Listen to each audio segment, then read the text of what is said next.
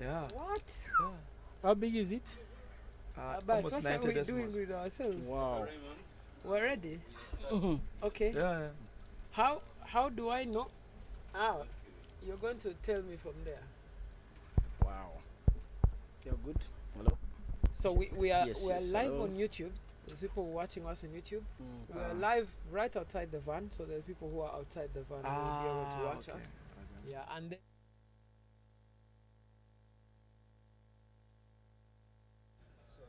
So many Yes, people don't already forget calling me. Akram. Yeah, in Kasese. No, over this. I think they have seen this on social media. yeah, Yeah. yes. In 3, 2, 1, we're loud. A good afternoon and welcome to the Identity Talks again. Second year we are in the Kasese Marathon, and this time is very special because last year we promised you Amos, and Amos sent someone. This year we have Amos himself. It's crazy. He's barely slept. So this is a podcast. We're not going to do formal introductions, but this is Abbas. Abbas is the owner of MCI. He's the owner of the van in which we're recording the podcast. And we have Gerald Karuhanga, who is the MP for Ntungamo Municipality and also a good friend. And Amos, who's been able to join us. And maybe I want to start with you, Amos. Much later, we want to talk about the role of the media in promoting this race, but also the role of the media in reporting around development and community development and how people identify with themselves. But I wanted to first ask you, what's it been like organizing this marathon for us? I think for me it was really an inspiration from Kilimanjaro Marathon. In 1998, 1999, I was a tour guide. I was doing Uganda, Kenya, and Tanzania. I knew and saw how Moshi was really behind many parts of Tanzania. 24 years ago, a guy wakes up and sets up Kilimanjaro Marathon. And I happen to know him because we do the same business. And Kilimanjaro Marathon changed the fortunes of Moshi. He does about 15,000 runners, mainly 5,000. Then I mean mainly 21 kilometers and 5,000 meters. I mean 5 kilometers. 42. They're still dangling somewhere between 600 and 670 thereabout. We've actually passed them. They reached 600 runners in 42 after 20 years. We've reached almost 1,000 runners in 42. In 42, yeah. In about 5 years. So we've really grown very well. So I saw how it changed when Kilimanjaro Marathon is happening. Whole of Moshi and Arusha are full.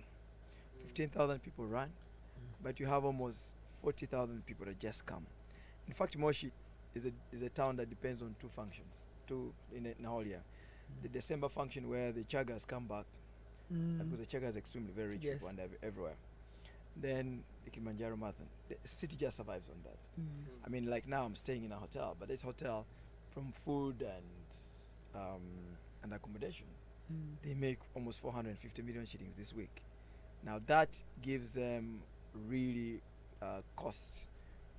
It looks after their costs throughout the year. Okay. And so anything that comes in is really profit at the end of the day. But imagine they had 4 functions in a year in Kasese. The other one was partly driven by just the desire to change a place that has negative news. Because Uganda, generally speaking, is a country that has human beings who believe that pushing out negative news about Uganda makes the world want to solve our problems. They just don't understand that it makes people laugh at us. It's like Uganda is a family. We're all your family. If you take it to a smaller unit, if I wake up every morning and I tell you the Wekesas, we have woken up in the morning, we're abusing each other, my dad is not good, da, da, da, da. But when Wekesas have issues, they solve it among themselves. When we go out there, you've seen my son working throughout, this whole thing. We project ourselves As a unit. as people who are ready to work, people who are ready to push for agendas. That's what we do. Doesn't mean that we don't have problems within our families. So Kasese really had issues of floods and rebel outbreaks and rebel outbreaks and disease outbreaks. That was really what dominated this area. But also, it's one of the most beautiful parts of the world. I don't know how many of you just have taken time to read. It is. To read what comments on World Athletics Federation. You know that I don't even know of any marathon in Africa that is live streamed by World Athletics. This week, the competition has been between Diamond League, Continental Tour, and Rwenzori Marathon for Africa, whole of Africa. You've seen comments online, people saying today, people are like, what a beautiful, where is this? Where? There's so many comments on World Athletics YouTube page. Yeah. But so we started, and we have 800 runners from 4 countries. For me, it gives me hope because I saw how the community was very interested in pushing this agenda. Because Kasese had 500 bedrooms at that time, 2022. People slept in cars. Majority of the people wanted better accommodation, slept in Fort Portal. Even this time, Fort Portal was almost full. People slept in Barara. This time, people slept in Ishaka, Bushenyi. Where there was accommodation, people slept. And you're going to see from the party tonight how many people actually. Last year we had, were you at the party? Yes, I was. There were 8 lines. People entering the party. You can't miss after running. It's a point. But you saw there were 8 lines. Yes. Yeah. To enter the party. So the second year we went to 2023, we went to 2,200 runners from 17 countries. The third year we went to 4,000 runners from 33 countries.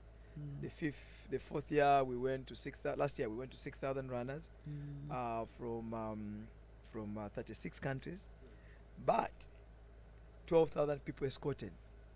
There are more people that came from Kenya, the US, to just escort their runners, and also made up about 18,000 people that came general last year. It was also massive.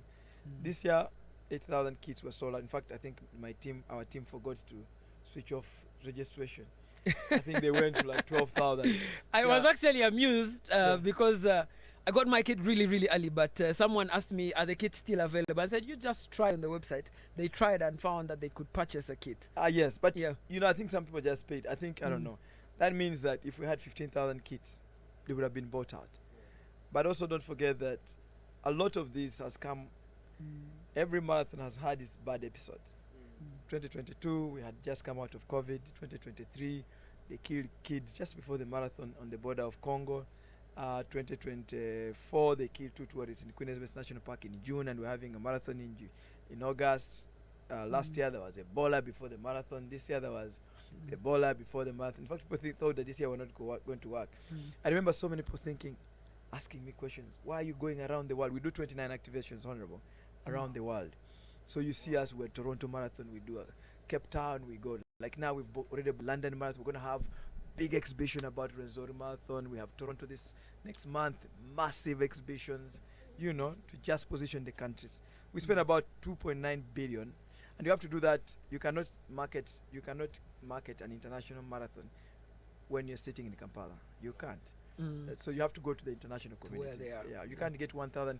The only other function in Uganda event that was bringing Kenyans has been Nyege Nyege, and those were like 350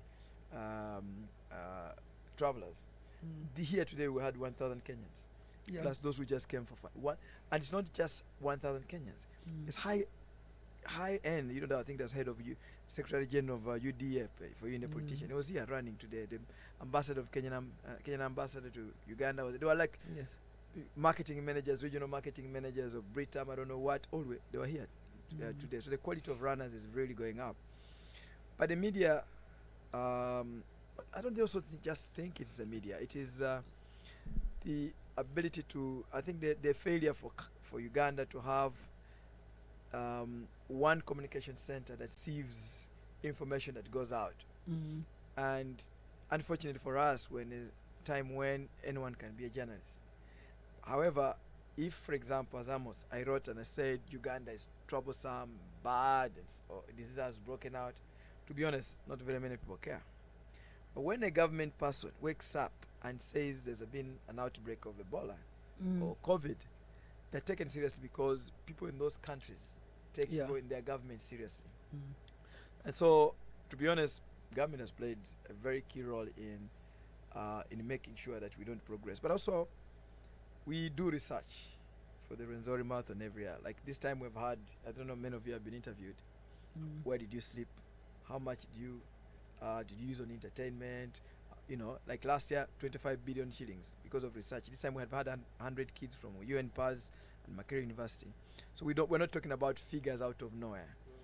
We've had some of the figures were very troubling because 90% of the foreigners that have come to Kasese underspend by 70%. Oh, So- yes, because there's nothing to buy. Yeah, so they come with $2,000 to spend. The best they can spend is $600. It's because probably the educated Ugandans Mm. haven't understood the value of such a function. I don't know whether you've been to Two Oceans. Yes. I think Two Oceans in a In day they South sell Africa, somewhere between $3, $4, $5 million a day of merchandising. And that's why you can find a marathon making New York Marathon makes what? And New York full marathon, half marathon makes New York $1 billion in 1 week. Chicago Marathon $750 million in a week. London Marathon has been making 250 million pounds a week. Pounds, yeah. But now they've doubled from 50,000 runners to 100,000 runners. Why? They want to double the amount of money earned by the city. So yeah, so the communication has had a big problem. Yeah, I want to ask Abbas this, and this is a dicey one between the media's relationship with what is considered the truth and the framing around it. In the week leading up to this marathon, all international outlets put out the story that, Ebola in the DRC had become the worst outbreak ever in the world. There was a lot of pressure on Ugandan media, of course, to say, you sit at the border with the DRC where this outbreak is, so you need to start put out stories. And I think that the feedback and the fight that Amos has been having with news editors is that, do you write that you have Ebola? Or how do you creatively write that you have Ebola in a way that doesn't scare people? How do you creatively write? Yes, how do you tell the story? I think Yeah. there's a I've been there's a thin line now between like something that's happening in another country. Maybe part of it is affecting Uganda and how that is framed in the media to be seen as it's in your country. I think two truths can happen in a country and they can be reported.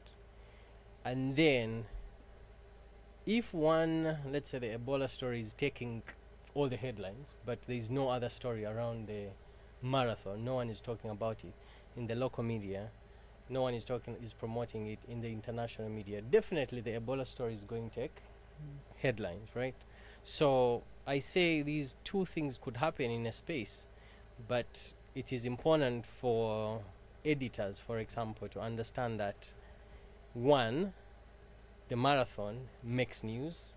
Two, the marathon has huge impact in the community in Kasese. Two, that community has no impact with Ebola, for example, and that should be known as a fact.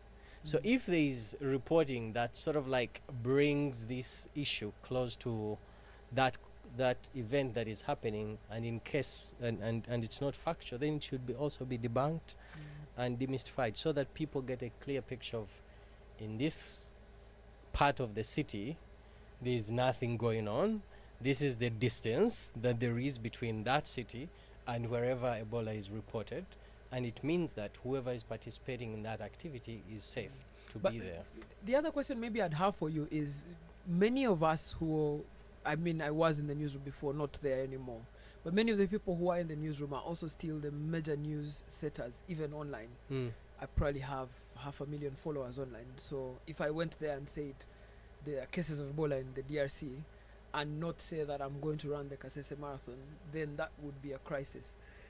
I think that the question that I want to ask is, why aren't the news teams of Uganda reporting this marathon as the biggest news story of the weekend?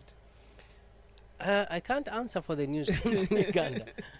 I can answer for MCI, right? Yes, for Media 'cause you Challenge guys build, Initiative, solutions. and for our newsroom, Switch Africa. Since this marathon started, we've been present with our reporters, switchers, covering not just the stories of the marathon, but the stories around the communities and how the marathon impacts the community. And for us, again, like I've been always pushing for solutions-oriented journalism to say that each and every community has a problem, but there are also thousands of people waking up every day to fix those problems, right? And so our focus as a newsroom is interesting ourselves in things that are working in our communities to amplify them, but also to push them as far as we can.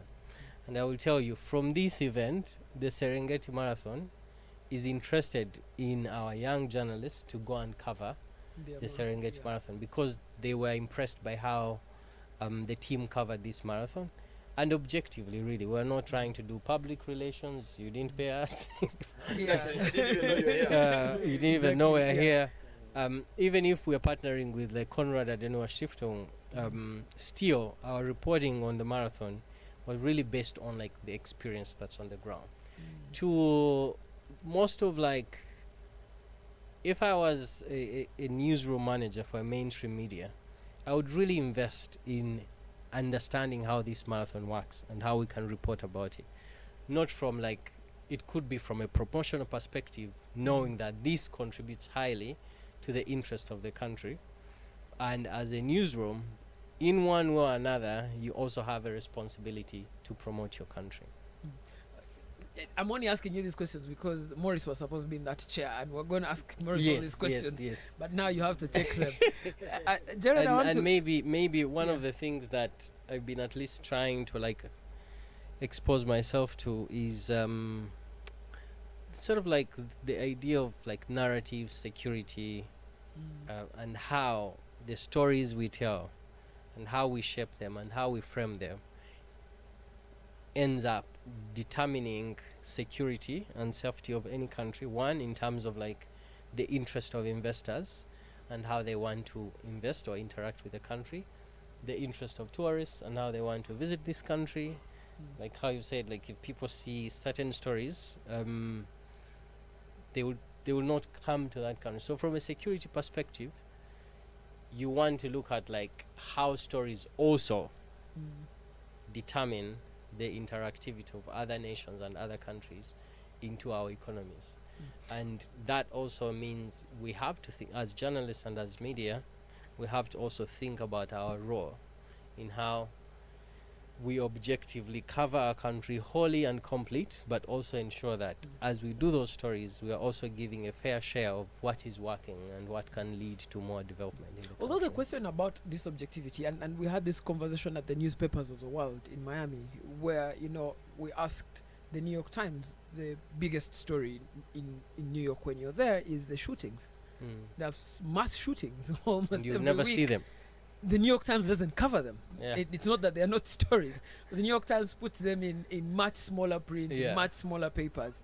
And the editor told us, as part of our agenda setting role in the newsroom, there are things we want our politicians and our societies to think about. Yeah. And those are the things that we pay attention to. So even in the more developed world, we still have editors who say, objectivity is important, yes, but framing that objectivity is equally more important. I So agree with you. maybe not to say we're doing public relations, but No. to say, why are we not covering the Tascalite Marathon as our biggest news story? To say this is a marathon that's bringing in 100,000 people, maybe we'll cover it as our biggest news story. So yes, again, like the agenda setting, I think traditionally we've seen it in a negative lens of you're setting an agenda, maybe propaganda, but we've never interested ourselves in seeing that we want to set the agenda that can put this marathon as an issue of impact in Kasese, right? So if we get the data that has come from Makerere University that has been done and analyze that data and gives us like factual areas of impact that can be reported, why would that impact be on the Daily Monitor on the front page? Interesting. Gerald, I want to come to you. And this is really from a good point. Politicians in this country set the agenda for the news. We could be here covering this marathon if you call a press conference and you say tomorrow on the floor of Parliament I'm going to do 1, 2, 3.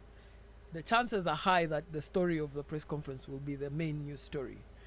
And I think the question I want to ask is, why aren't we seeing our politicians here? Why isn't half of parliament here?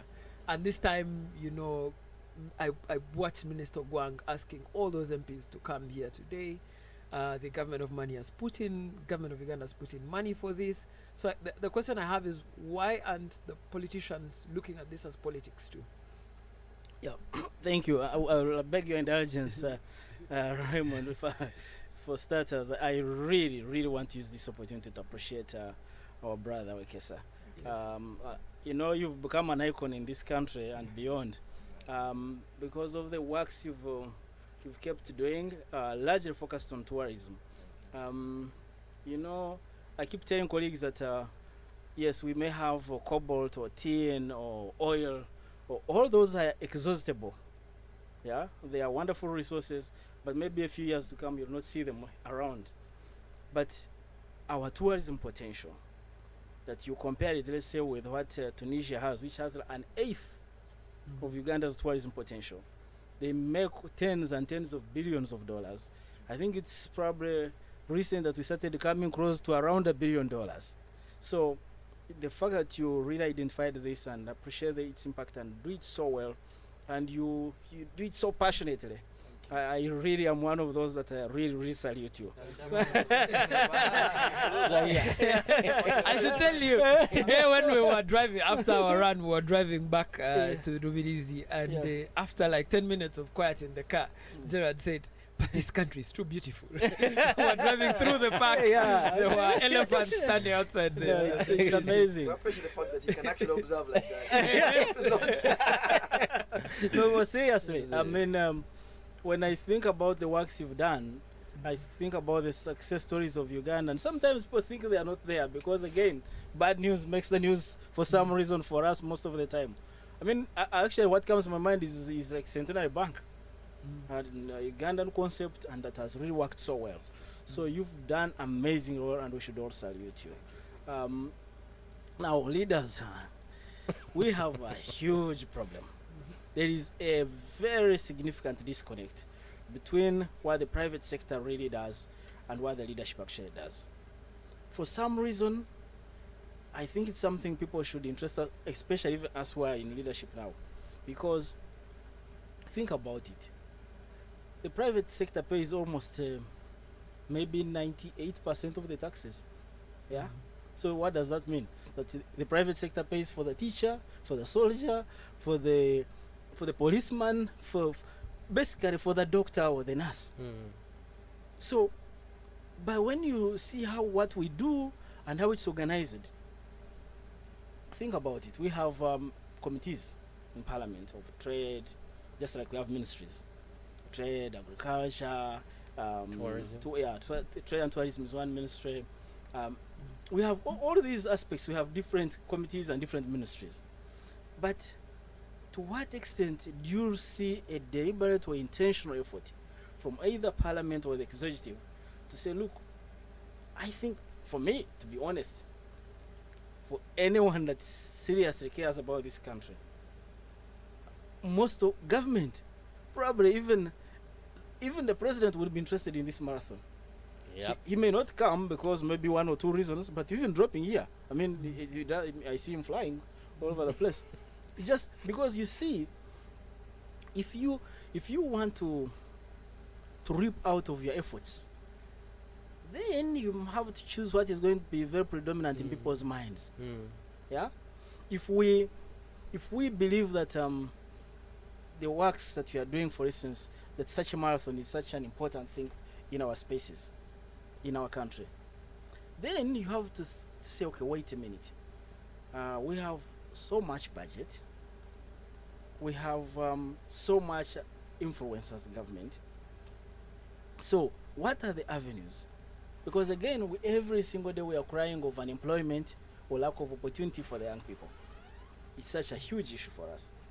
So I think we must, I think there has been this huge gap that somehow both universities and those who are able to do research, sometimes you notice that something is so huge that somehow whereas we need immediate interventions, but they must also be really informed. We just don't just come, wake up and begin doing things just for show, but check their impact and how they can make a difference. So, well, I joined the parliament as a youth MP, and one particular day I was invited to the UN, and very interesting discussion. So it had to do with human rights, which meant I was not going to speak very nice things because I was going to be very truthful about what was happening in Uganda. But at the back of my mind, I knew that that was a global stage. So many youth from across the world were right there. So I was very quick in my opening remarks. I said, look, I'm going to say two things that are exactly in the same place, but may appear as if they are not in the same place. So I first told them, the country I'm going to talk about is probably the most beautiful country in the whole world. 100%. Yes. That's a good one. And I gave reasons why. Our, our flora and fauna, our people, Ugandans are very wonderful people. 100%. So our food, it's an amazing place. Then I went for the human rights issues. I said, yeah. So I had to highlight them. But then I said, that doesn't mean that so much good happens in our country. So I think we need to drive an agenda whereby government and whoever is given an opportunity to engage, whether nationally or internationally, in a newsroom or in an interview or in a debate or in a wonderful arrangement like MCI does several, somehow we have to make it our business. Yeah.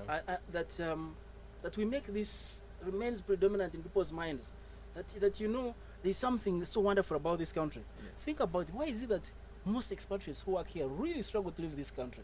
It's true. Yeah, even when we have these things, Ebola, but they really want to remain here. Yeah, they fight hard. I've seen it from several of them. Yeah. So even when somebody has done 5-6 years, they still want to remain here. And it's not just by It's accident. irresistible. Yes, it is. So there's a story about Uganda, a very wonderful story. Yeah. But that story there must be some deliberate, very, very intentional efforts to make it predominant in people's minds, to make it so that even this child in primary school, when they are debating, this member of parliament, when he gets an opportunity to visit another country, then he so that you see the way there are certain things that are about to Uganda, and you find them almost very common everywhere you go. Like for instance, if you think about it, there are words like kale. I used to wonder, like kale meaning okay. I found almost every Ugandan saying the word, and you would think it's an English word actually. It's not. It's not. So, so for me, I think there must be that thing that you Ugandans, wherever you go, you find a Ugandan wants to speak so nice about their country. Then people begin wondering what is so nice that these fellows are so proud, even when they know so much on the political end has its issues. So because again, if you have so much of the bad stories being so predominant all the time, especially the human rights abuse and all that, then naturally what is at the apex is what is viewed. Yeah. So for us, I think it's high time, and I thank God really, to be honest, that one, I'm here today, and I actually ran. I did 10 kilometers. I got a medal. I was there with my friends. So, and this, even what we are doing here, people already seeing it on social media. Even before we came in, we were calling, oh, so you're in Kasese? Yes, for the marathon. Yes. I have friends who are in China right now, and they are saying, you actually in Kasese? Yeah. They say, because they saw this on social media. I said yes, and I could tell because they had other friends and they were talking about, because I could hear them in the background. So meaning that was a discussion actually immediately after we had that phone call. So I think for me, an effort like this must be given wonderful attention, but also we must find a way of making it part of our spirit to want to talk about our country, be so proud of it, irrespective. You see, like what you said, you always have issues in a home, and it's just natural. But when you step out, your family, it doesn't matter how much you disagreed the previous night. So So that spirit of wanting to project yourselves as a unit, as a very progressive, wonderful entity that everyone wants to identify with, must become part of our culture. And then before you know it, everyone will want to come and check, where is this place? So and I hope the efforts are. I mean, that's why we're here, I think. and we thank you. I mean, we always appreciate you guys. Yeah. Amos, I want to ask you very bluntly, what stories about the Rwenzori Marathon do you think the media is missing completely and not telling at all? I don't know. I think that the coverage for Rwenzori Marathon has improved from our observation. I think if you check very well, we've dominated quite a bit social media space. Yeah. We've dominated that, and there are many Ugandans who are just jumping on board because either they're benefiting from it. Of course, I was criticized at the beginning. Even now, if you guys still, I don't believe that anyone who comes to Kasese can criticize what has actually happened. If you go around and you can't get a place to sit for a meal, or you can't get accommodation, and if you're here 4 years ago, like you, thankfully you've run. This is your 5th year, right? Yes, this is my 5th year. Wow. You can see what that actually means. What you have in your head is different from Honorable Karuhanga, who has done a fantastic job running this time. You saw how the town was, and you're seeing the revolution in the town. Now, I think that there is a general, like he said, he's mentioned things to do with human rights and stuff that we see happen. I personally believe that if you do not have economic freedom, then political freedom is a farce. That's my opinion. Because where there is scarcity, human rights abuse is higher. Because the competition for available resources is higher. And when a lot of these things we see is really fight for power, fight for a small cake that we have. I mean, when I came into 2022, I faced quite a lot of resistance in Kasese. People were like, who are you? Where are you coming from? Why are you starting this marathon? But the moment every chicken ran out, petrol station out of fuel and everything, things changed. Borders. Yeah.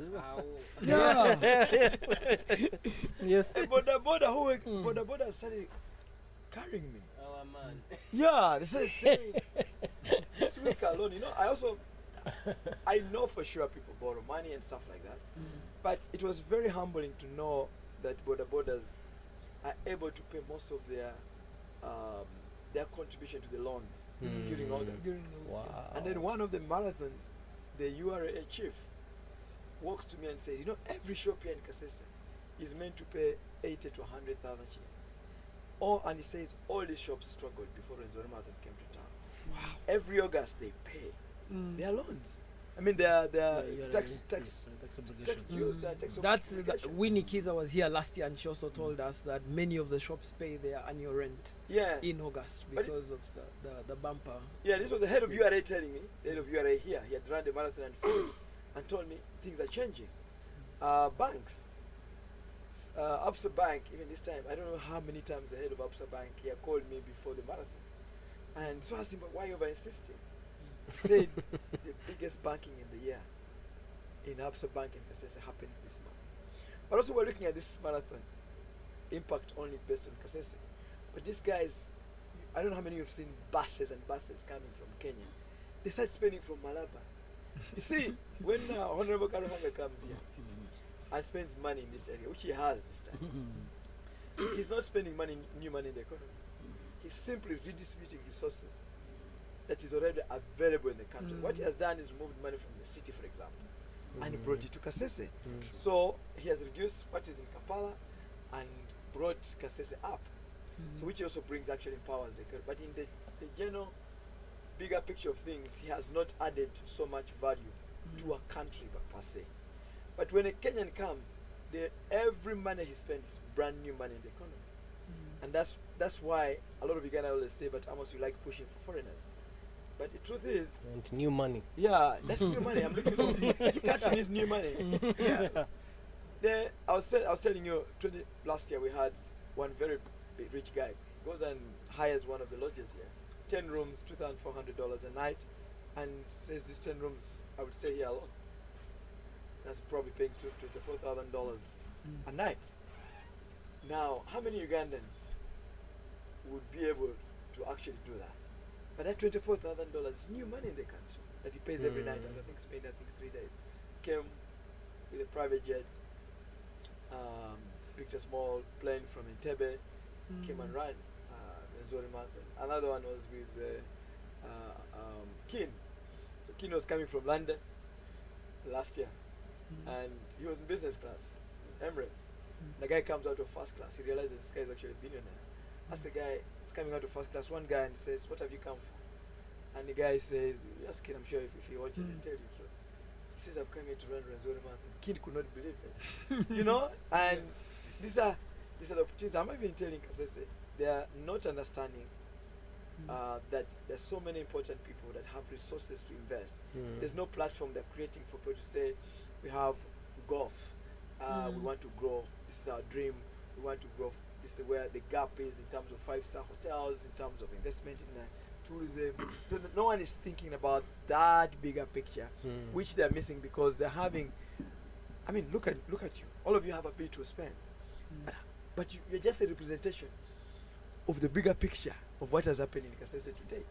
So there's need for leadership to even local leadership to start thinking bigger, larger, than the thing. But I think one thing that I wanted to look at as well is a lot of Ugandans don't understand that there are two types of countries. There are mature countries and there are immature countries. So mature countries like the US, you can have 21,000 people die due to gun-related instances, but millions of people will be applying for visas to go there. Why? It's a mature country. Kenya can have one of the highest instances. I don't think you're talking about Standard Chartered Bank. You can have Maandamano. In the week of Standard Marathon. Absolutely. But people go there. That's a mature country. Now, what makes Kenya different from Uganda, for example? The world has interest in Kenya. BBC is there. You have 88 international chains of hotels in Nairobi. The world owns us through those chains of hotels. They own us through those banks. That's what they do. They buy shares in those banks. So if you have 88 international chains of hotels, Americans have interest there. English people have interest there. So it will be very difficult for them to close that economy because they'll be closing their own interest. Now, Entebbe, Uganda has got less than 5 serious chains of hotels. Basically, the interest is so basic. You know, Kenya has BBC headquarters. You've got the UN headquarters. You've got CNN. You've got Al Jazeera. You've got. There's no way they can close this down.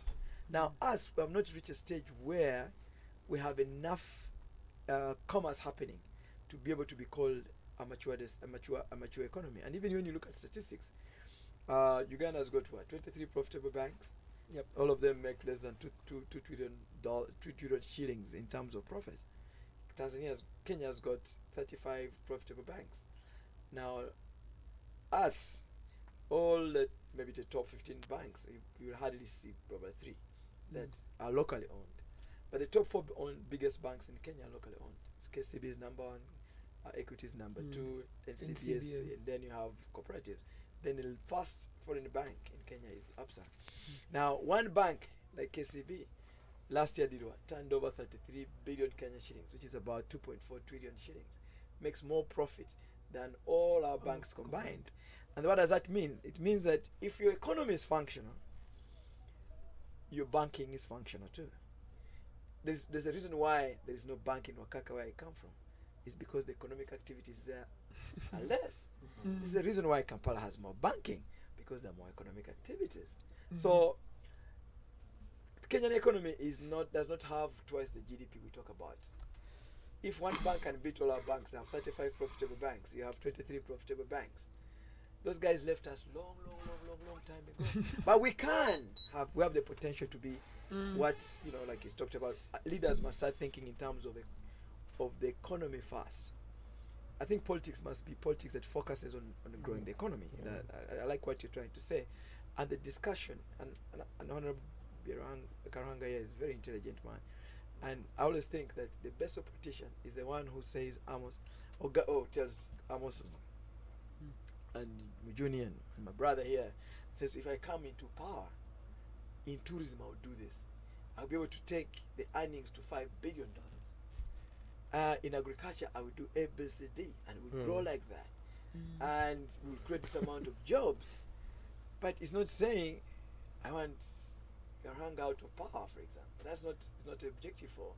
That's not a very objective opposition. Objective opposition should convince me that I will economically get better at the end of the day. That when we improve the economy, we reduce on human rights. You know, at the end of the day. Okay, that's important. And Abbas, now I want to come to you, and we're slowly coming to an end now. And this is now, you've really challenged the newsrooms with solutions journalism. What you're going to say, you've run for office. No. Maybe soon. Yeah, running the solutions journalism platform has really like given a newsroom a run for our money, because now, previously we used to say positive stories are like PR stories, they don't sell. Now we're seeing that people actually want to see positive stories too. Yeah. When you go to the social media networks now, more than ever, Instagram and Facebook are reporting that people want to see happy stories. They want to see on their feed stories of happy things that are happening. Would you say that the solution to this problem that we are faced is a solutions journalism problem, to say, okay, maybe 8 months before Tusker Light, we're going to report about how many rooms do you need actually to host 100,000 people, and which people can build those rooms, and where can we get that money from? Would that be a way to tackle the problem? I mean, I can speak about solutions journalism, a little bit of how it could apply, but I think he talked about the issue of care. Care for me, and there's also so much inspiration that has. There's many people who will want to come because they've seen their honorable participate, and that goes to like of the country. So events like these can, like he said, can shape the whole annual trajectory of a region. And when you asked what stories are missing, he mentioned the story of a border guy who is able to pay off their loans because of this sort of like bumper harvest during the marathon. It's a powerful story, but you won't see it in the mainstream media. That's where solutions journalism comes in.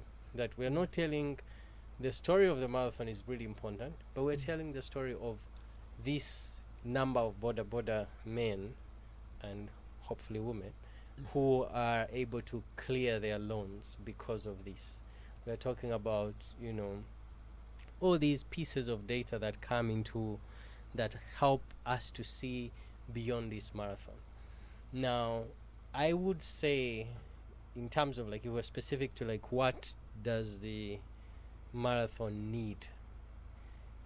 One, I realize that there's also still like, when you listen to like the politicians speaking, the leadership speaking about it, there seems to be lack of sort of like literacy about the marathon within the region. So in Kampala we'll be hyped up like, yes, we're going for this thing, but how prepared are the community members? So if community members know that, you know what, last time we sold this much product because of this thing, and going into it they have not saved up any capital prepared for that, then it means that even when it comes they will not get the best out of it. So there is that literacy that can be done by Amos and the marathon, but also by the community leaders who are able to say this should be our thing. We have a stake in this thing because, and this means for us, let's prepare and get the best out of it, and interest ourselves in who is coming, who are these billionaires, what conversations do we need to have with them, how can Amos help us to share with them our golf clubs and all these things and opportunities. So the co-design process can be opened a bit to involve preparing the community better. So I did some business around the Nyege Nyege event, but you would realize that some people, community members, would leave their houses and just turn their houses into a hotel and just go in or like go and visit their someone relative in, and I was like, this is really creative. Someone just leaves their bed and leaves it for a stranger, and you pay for those days. But it's true, many people in Kasese have actually turned their homes into Airbnbs Yes, for so this event. so beginning to like do that, I think it would get there. Maybe we're give it a couple of years, but the intentional literacy around this and preparing the community to be able to appreciate it more, support it more, but also prepare their communities to absorb the resources that come. So today I was like, I had to eat like food, and then they said 50K. I was like, what, 50K buffet? Then I was like, Give me 10K. yeah, I was like, guys, I'm like, literally, I'm a resident in Fort Kasese, 50K.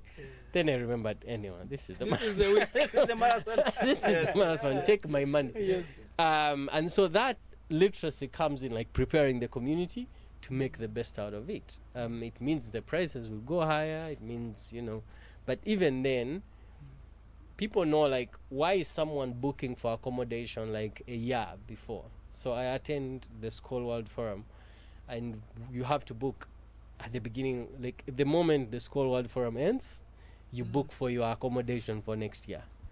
And the hotels in Oxford already know that if you book that time, our budget, like the cost has to be high already.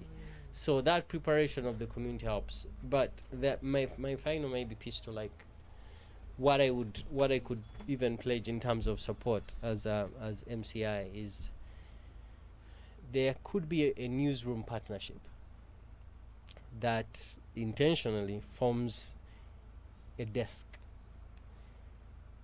either within your organization, because some marathons have a newsroom where journalists come and sit. They have come to cover. Here, I haven't seen like a space where you say, all journalists, this is your corner or this is your tent. So that care of like journalists, you have your tent, you come, you are certified, this is where you cover the event from. The collaboration for us, for example, would be to support on preparing journalists, but also on hosting a newsroom here. Like this, which we have already here, but also putting it outside so that journalists are supported, they know what stories are there to cover. So. There's actually an interesting story, and unfortunately I didn't get to tell it, but one day I will. The first time we ran here, there was a small running community in Kasese, but they used to run in what you'd call gentle shoes. They are actual shoes for day-to-day work. They grasped at the opportunity because the running community in Uganda is like 8,000 people. After every marathon, all of us literally ditch those shoes, then start a new pair of shoes that we'll run with for the next marathon. So they grabbed at the opportunity. So every marathon, they always advertise and say, if you're coming to run in Kasese and you have extra pairs of shoes, we have a running community here that will use them. Yeah. And that running community has really grown and grown. So if you're looking for social journalism story, please. Thank you for this. Write in the print that it came from Raymond as a source. We shall acknowledge. But we've also been joined by Juliana Kagwa, who is from the UTB. Hello. Thank you so much for joining us. And we've been speaking really in your area now of expertise, which is how do we tell this story of the marathon? Yeah. But of course, for you're more in charge about the story of Uganda. Yeah. How do we tell this story in such a way that everyone meets their end of the bargain? The politicians do their politics, but the story survives. The journalists do their stories, but also the story survives. But maybe, Juliana, if I could ask you, what is the importance of this marathon to you guys as UTB? I think we've been at it for a while, and Amos will tell you. Amos is about to drop dead, so I hope you can stop torturing him anytime soon. We are in the final half. So tired. This is not even fair. I thought I was tired until I saw him, so now I'm okay. I said, because this man has been at it, for the last, couple of months. This week, I can guarantee you he has not slept, so that we can have the kind of execution and event of this kind of, world-class caliber. Yes. So I thank you for that, Mkubwa. Thank you. We appreciate you. So this is very important because the entire strategy for tourism in the next 5 to 10 years is hinged on diversification, you know, broadening our product offering. The days where Africa is over-reliant, Uganda, on just wildlife and landscape, on our God-given gifts, those days are gone. We have to supplement, augment what God already gave us. So by introducing the marathon, by introducing hikes, by introducing mountain climbing, we're essentially ring fencing the product offering. So people can come and stay longer. They come for the wildlife, they stay for the hike. They come for, you know, to sail on Lake Victoria, they stay for, you know, jet skiing, you know, that kind of thing. So for me, the marathon, the Rwenzori Marathon, and it's grown from, you know, on year to year, it's gone from strength to strength. It can only get bigger and better because other destinations have shown us. Explore Uganda is not the first destination brand in the world. So the blueprint has been written for us. Thailand has shown us amazing Thailand. Yeah. It's not about, and I mean, Thailand's beautiful. You know, it's an archipelagic location. I like saying that word. It's a big English word. So a lot of English, very well studied. Namagunga. So archipelago is a collection of islands. So can you imagine how beautiful it is? How much coast line there is? How much, you know, water activity there is? But they're not just relying on that. Thailand, actually, if you search for the activities in Thailand, the things that come up is culture, heritage, well-being. It's not hinged on the, you know, God-given assets. So those are there, but leverage them. If people come for the beauty, for the scenery, for, you know, just the, you know, the fresh air up here in Mount Rwenzori, what more can you add?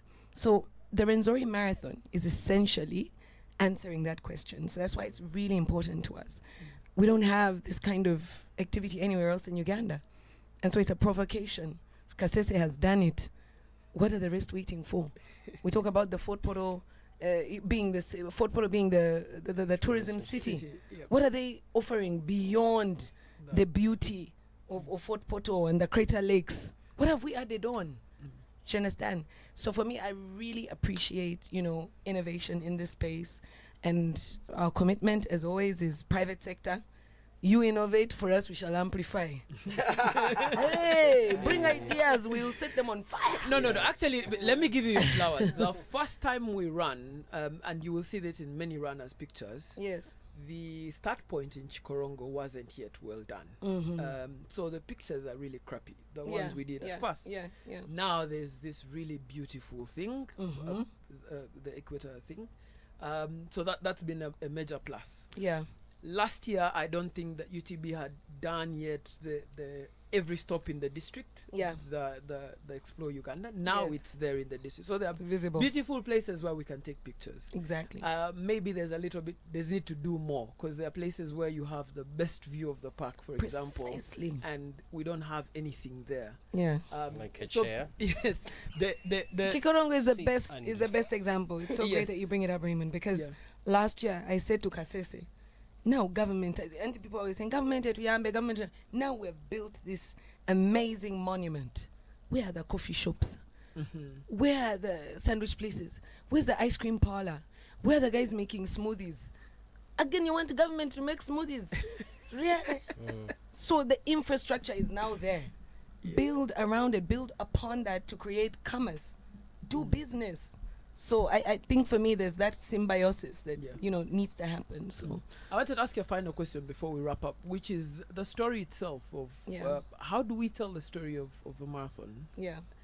In the story of Explore Uganda, in a way that's positive, in a way that encourages, you know, the next time we want Amos maybe to not sleep for 6 more days. Just torturing the poor man. Yes. Or maybe find more assistants. Employ more Ugandans. Yes, but how do we tell that story in such a way? I mean, I ran the Stanchart Marathon, I ran the Boston Marathon, I ran the London Marathon, and you can clearly see that people are invested in you being there to In run. being there, yeah. Yes, and they offer many other things after that. Yeah. So what more offerings are there in I mean, first of all, the Rwenzori Marathon in itself is just situated in one of the most beautiful locations on earth. I don't know if you're going to get the same experience with the London Marathon. I've never run it. Never. You will It's a educate beauty me, Sebo. But can you imagine running at the foot of Mount Rwenzori, mountain of the moon? Mountains of the moon. Literally the only snow-kissed mountain. Me, I don't say snow-capped. I say snow-kissed mountain. Yeah. Sitting on the equator. Yeah. What a beautiful location. So already we're winning on that aspect. You know, we're winning on terrain.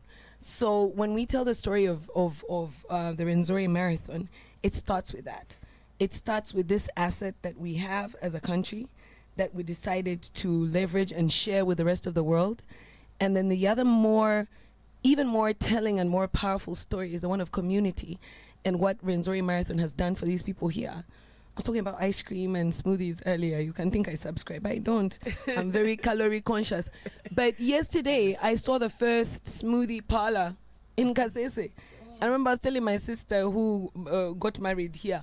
Yeah. I said, you mean now Rwenzori Marathon has now taken our Smooth district and to the next level? They sell protein bars. You in know, because Kasese. she got married It's very about... hard to find she got protein bars in married... Kampala. Listen, you guys talk about Rwenzori Marathon, 5 years old, 10 years, there was nothing. 20 years ago, my sister got married here. We said, now when we visit there, I'm not going to say much, but Yes. are we coming with our own food? What's going on? But here now, because of the opportunities that have been created, you know, the economy is buzzing because of this opportunity. I mean, so for me, it's I wouldn't be surprised if next year I came here and there was a cinema. I challenge my relatives here, my in-laws, Yeah. because they say, people, have you heard? Yeah. Man, I'm calling cinema. It's Although now, we are Amos now has been level. running a mini cinema with this Costa. The whole Raymond missed the culture night yesterday. Oh, he did? Culture night He didn't planned come. by But you wait, guys. I thought you came in. No, I did. I was asleep. I had to run. I Now, did the culture night emergency. again, next level. Yes. That kind of setup, that kind of execution. We had, you know, the massive screens, these things that you see in Kampala that you're used to seeing at Cricket Oval. They were here in Kasese. So for me, that story of how we're impacting and changing the story around Kasese, and you know, I'll borrow from, you know, Amos's words, because he's always saying this. When we started this story with Rwenzori Marathon, it was because, you know, people, it's a forgotten place, forgotten district, and yet it's one of the most beautiful locations on earth. But like, oh, it's on the border, and now there's this. Now, issues, I don't even want to name names, because I'm done with that. For me, that is a story of the past. I'm looking at the future, and I'm seeing the promise coming to life, actually now manifesting. When we were talking about these things, we thought they were not going to happen. Hey, we now shall go to my Rwenzori, then after that, the street shall become... When we started Rwenzori Marathon, I don't know if you remember, and when I say we, I mean we, because I was a Tuscalite. Yeah, that's kind of That time. Yes. It was Maram. True. Members were running on Maram. Mm. But now look at the place, you know. So when you look at the high street, yesterday we couldn't even do, I think we couldn't do the finishing line up there because there's no space for the number of people. So it just, for me, it proves that if you do the right thing, communities can benefit. So it's not just about tourism for a couple of tour operators to benefit. It's actually grassroots development. So that's the story for me. It's what we're doing in community and how we are leveraging this natural asset we were given. If we could just replicate that everywhere. So guys of CP Falls, you've seen there's a formula that works. Why aren't we doing like, you know, hiking? Apart from the abseiling that's already working there, and it's great. But, you know, imagine the hikes through that area. Imagine if we commercialized that space, what it would do for the community. So for me, I think Rwenzori Marathon, the story is going to be one to be told by many generations, because it's going to inspire all the districts, all the different We are inspired as Fort areas, Poto. clusters.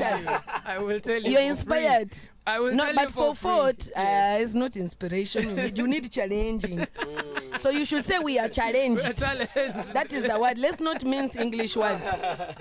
Others can be inspired, but That's Fort, true. That's we're true. And looking I at mean, you now. Yes. No, to be fair, I know for a fact that all the hotels from Kalia to Yeah. Mountains to Nyeka have been booked out because of this. Because the of lack this. of rooms here has created an opportunity there. Yeah. I also know that the Fort Portal City Marathon team Yeah. was here today. They ran the marathon. They also learned a few things to say, okay, Yeah. how do we organize better? So there's some learning And and products, challenging too. And Gerald, I want to come to you and then we conclude with Amos. What can I extract from you as a commitment that, maybe tomorrow or Monday, Tuesday when you go to Parliament and say, I ran this marathon. Yeah. I want us to take off 10 minutes to talk about what we can do in this marathon space. Yeah. And there are some supporters there, your friends. who Yes, ran. there is Julius Chon, Yes. one of the international runners for our country. Has done it before. He's a member of parliament. I saw him mobilizing members actually. Yes, but also you will notice that the winners, the flags are all Ugandan this time. We've really also done our part. Amazing. Yeah. You're doing great. Well, equally, I mean, I'm very, very impressed. Hearing Juliana speaking, I'm like, maybe government is beginning to change in some. That's exactly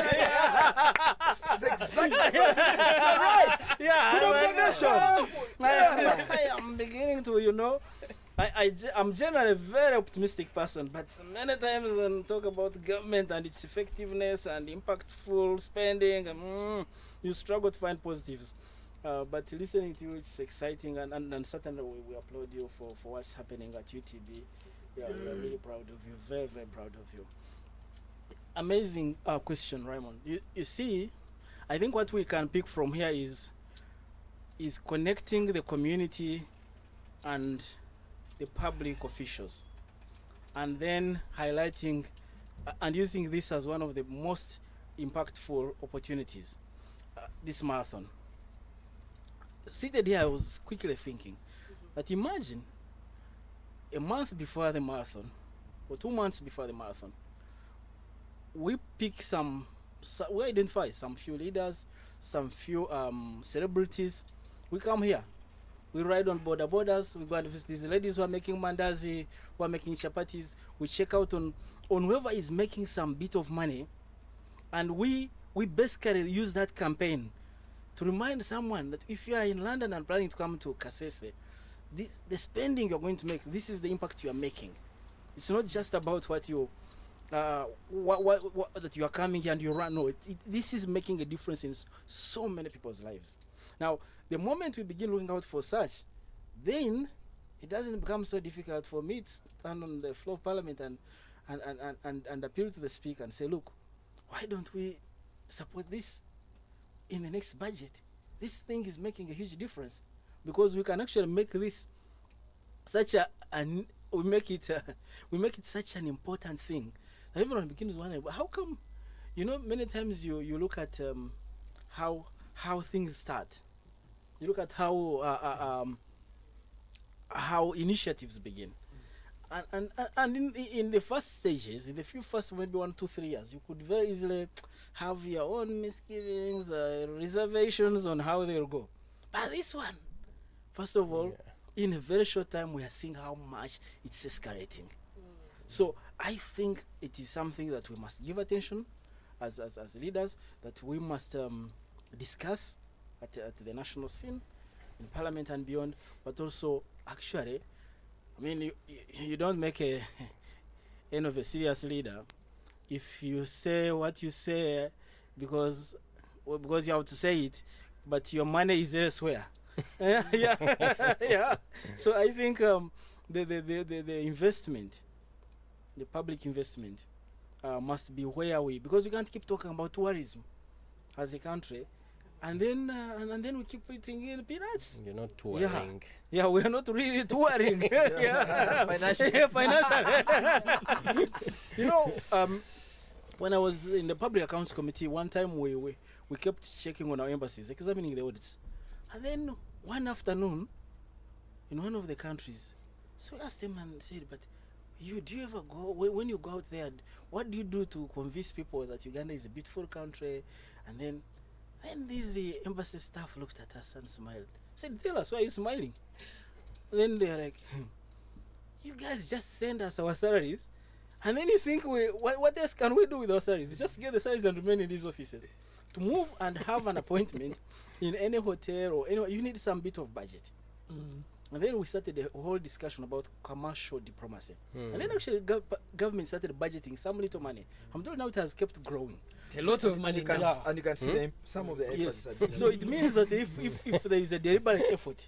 Yeah, Yeah, actually if there's a here deliberate- yeah. today, the Embassy of Arusha Yes. had people here. Yeah. The Embassy of Johannesburg Yeah. in South Africa had people here. I see. Yeah, So- and ECD. Yeah. therefore, So yeah. it means that if our embassies out there, And the entire Ministry of Foreign Affairs was here. Sorry, they are Yeah. my workmates. They might kill me. They work here. for instance, Yes. what I don't see the partnership between the organization of Mr. Wekesa and UTB. I don't see any controversy in you, let's say, engaging our embassies across the world over this marathon. That next year's marathon, that something is done, and that maybe even even in the budgeting, that there is some money that, because again when you go you'll go, let's say, to even if you are in Saudi Arabia, yeah, they have, I mean, the you call it hijab. Yeah. Yes, very, very amazing. Very, of course, it has it's a different dimension. But I can tell you, we have an embassy there. Very amazing people. I've had the opportunity to interact. I've been there. And I kept thinking, they love our coffee. Significantly. They really love our coffee. And I said, if somebody was deliberate about this relationship, actually one could reap a lot from this. Yeah, would have several people coming here for a marathon, coming from Saudi Arabia, and of course now the other neighboring or the Middle East countries. So I think there is a lot that can be done. We just need to bring this for the leaders. To be honest, we may have to take an extra effort, because this has not been our world, unfortunately. sadly, because this should be our core. I mean, seriously, 100%. this should be. I mean, as a leader, what else do you want to focus on if you're not caring about improving the plight and the lives of your people? Yeah. So I think it's. But now, because you know the facts as they are, I really appeal to your patience.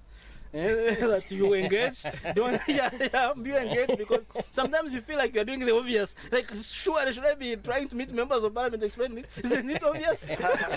please do, because yes, it feels obvious, but please, because remember, this is how we are. You know, these are the facts. So let's engage and have these conversations, because ultimately they yield. So yes, I will certainly find. I hope I'll find a window. I will engage the speaker. The bit I have. So I used to run for parliament when I was in parliament earlier. So of course, not professionally. Does the But parliament yes, have a running? We club? have a running team actually. Yes, they do. Every time we are running, we are games with other countries, especially South African countries. There's always. I remember running in Rwanda for Uganda, and I think we tried, especially with the 100 meters. We need to quantify the trying. So I think it is something we could really build on, and we shall. The beauty with such is that you don't even need to wait for a year or even months to see the results. They're almost obvious. It's that, They're instant. You see them with the eyes, and everyone feels happy. I mean, when we were driving here, I could see how many people were standing by the roadside. That's myself. As early as I think as 6:30, people wanted to see people running. So I said, oh, so this lady has left her home so early, and to her it is very important to come and see the people are running. So how about when we visit her and say, okay, how much cassava were you able to sell in the previous 3-4 years, and how much are you selling now? Then she will feel how important this is in her own pocket and in her own family and the progress of her family. And then naturally, we press government, let's invest in this. So let's not tire, because I mean, again, this is a wonderful thing, and we should all support it. We should all do everything we can to build our country. All right, Amos, I'll give you the last word, and Maybe can I finish. say Oh, one okay. thing? Yeah. Before Amos. Yeah. because we can wrap up. So I mean, I was gonna suggest that because you've run this year and represented very well. The other way to gamify it would be a good running club for the parliament that next year signs up fully as a group, so that you have a proper representation of like a big number of leaders running actually in the Amazing. marathon. Amazing. Because again, like we were saying, image is really important. The more our community leaders seen participating in such, the better. And finally, for me, Raymond, your conversation is Identity Talks, and I think the Rwenzori Marathon is an identity. So if someone asks me right now in any country, what should I do if I come to Uganda in this period? I'll just say, come and do the Rwenzori Marathon. It's become an identity, right? So investing into these kind of activities helps to form and shape identity in how other people connect, relate, and invest. So keep it up. Yeah. On his Ask I Pledge, we have indeed a running team. Invite your other Yeah, people. honorable Last year, the speaker of the Kenyan parliament came here. Yeah, Last year. seriously. So we are going to we'll engage with Ashon, and I just hope you will give us an appointment. Yes. And also with the Uganda Tourism Board, because again. Yeah, don't worry, they will. You sign their checks. You just have to withhold. So seriously, because I mean we need to make these good stories and highlight them, make them the stories.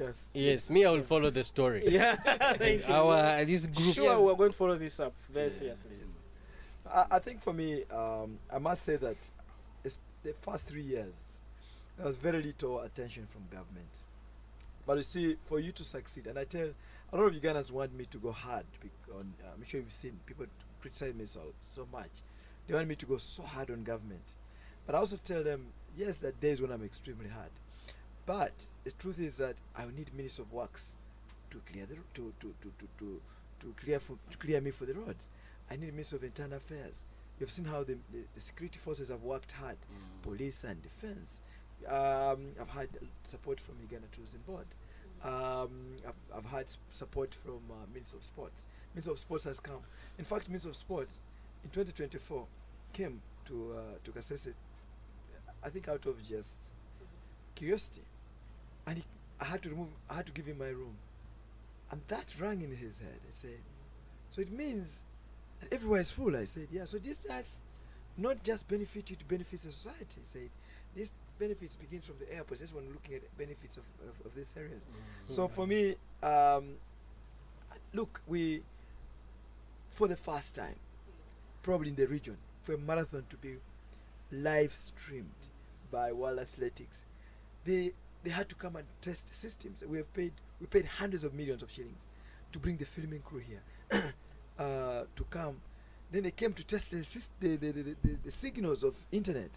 So UCC, Honorable Tembo, had to get MTN combined with Airtel to make sure the level of internet is of the right quality to relay the information.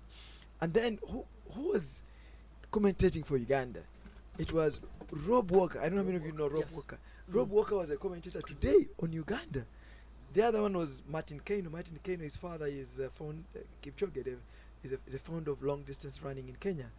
We had Kabura. We had one of the best commentators. The command center for today morning was in Cape Town.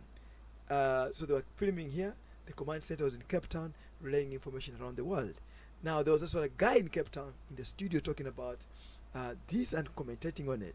And this time it wasn't just, we are using finish time. It's hundreds of millions for us to bring them. If you don't do the quality jobs, no one's going to care, man. This is a world level. Then 219 world level marathons in the world. There are about 7 in Africa, and probably 2 are owned by a black man. And that's why you saw me, I didn't sleep. Why? I want to make sure there's no mistake. Otherwise they remove the world label from you. World label means that now government of Uganda does not have to spend money on runners to qualify for races anywhere in the world. They can qualify for Olympics here. It costs, it's actually one of the best things that Uganda has ever had. Even if it was the only thing, that we would have done as a country. But to run a world label marathon, this is our dream. I think we have achieved it. We're going to the second. So there's the first stage is certification. Certification, you're not in the room. but the World Athletics says we know of you. That's what we did in 2024. 2026, we're now sitting in the room for individuals, but we're now at the lowest of the ranking in the room. That's called the level. The next level we're going to is called elite level, which we're hoping that this year we've attained it. There were guys from World Athletics here today, seeing whether we're making mistakes or not. Today they're doing that, and this labor thing is not earned for 5 years, it's earned per year. If we made a mistake today, they were going to cancel it from us. So now we're going to the second stage called the elite, hopefully for 2027. The third stage is gold. There have been only 2 gold marathons in Africa. That's been Lagos, which is supported by the city of Lagos and Access Bank, and then Sanlam. Now Sanlam has become what they call a world major. World major, there are only 8. World majors are marathons that make massive dollars in a week, and now so there's remained only one world major. One of our neighbors has actually decided to invest $3 million a year to try and go to gold. Now, if we attain elite today, what is going to happen? We just have one step to gold. And when you get gold, the country becomes famous. You know what New York Marathon does to New York? That's exactly what our dream now is. So beyond the private sector, I think government is starting to see the values, means of sports. You can see. I remember when the first lady called us, said, how much do you really need? I said, we need $2.5 million to run a labor marathon. You have to pay the fees. I don't know if you've been observing the people. Our race director is one of the only 3 grade A graders on the continent, flew in from Cape Town, who was here today running the stuff. The lady that has been running two Oceans and Sanlam Marathon is our associate manager, Sue. She's been running that for 20 years. So we don't have that knowledge yet in the country to bring us to that level, but now our people are learning from her. When she talks, you see the level of experience and why those guys are ahead of us. But now we're saying, because we have the ability now to look after those people well, we can now go to another level and then people can learn. Okay, thank you so much, Amos. Thank you, Abbas. Thank you, Juliana. Thank you, Gerald. And thank you so much to everyone that's been watching. We put out this, more than 100,000 people clicked on YouTube and said we're going to sit and watch this. So we have people who are watching this. The people who are watching us from outside, sorry, we can't take your questions. The nature of the studio is in such a way that we can't. But thank you so much. When you post them online, I think they'll be responded to.